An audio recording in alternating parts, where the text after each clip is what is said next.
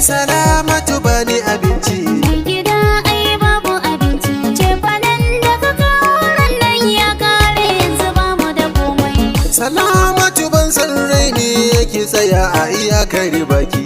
Ki duba kalar fiskata, gage mu ga gashin baki.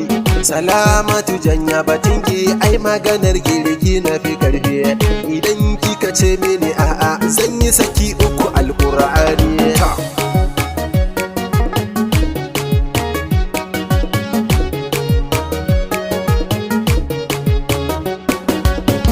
Mai gida babu abinci da me zan dora. Ka je ka zaman cacar ka yanzu ka ce mini baka da naira.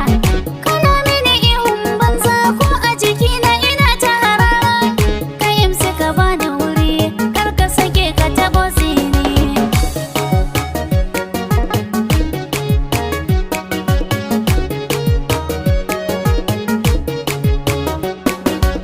Salamatu duba zaki faɗa mini wai ɗan caca. Idan ya kalaman bakin ki na naushe banza. Da tsohon can muka je mu aka cinye kuɗinsa a caca. Kin ga ku ai ba laifi kar da ki ce mini na miki rainiya.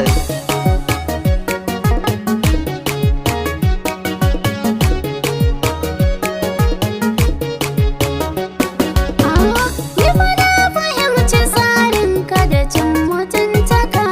Baban mu za ka zaga ka tsaya a nan haka. Lokacin ina budurwa aure na ya baka. Jari mashi ya baka a yanzu ka yi zane.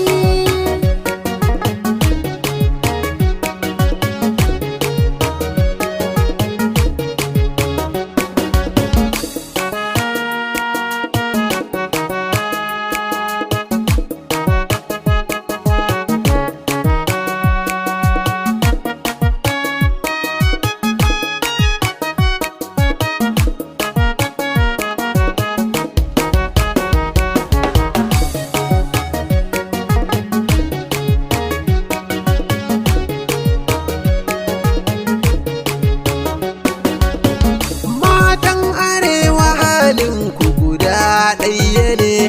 A gidan ku sai ku ce aure dukka gulma ne. In kun samu mijin wataran sai rigima. Allah wadarin halin matan arewa.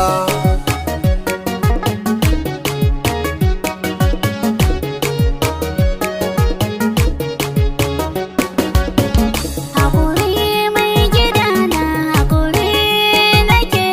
Babu ni in babu kai haka nan take.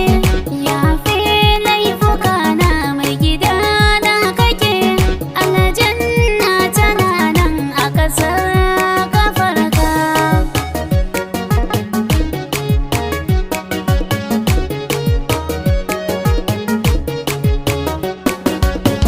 Babu ya biya a raina hakanan na ce.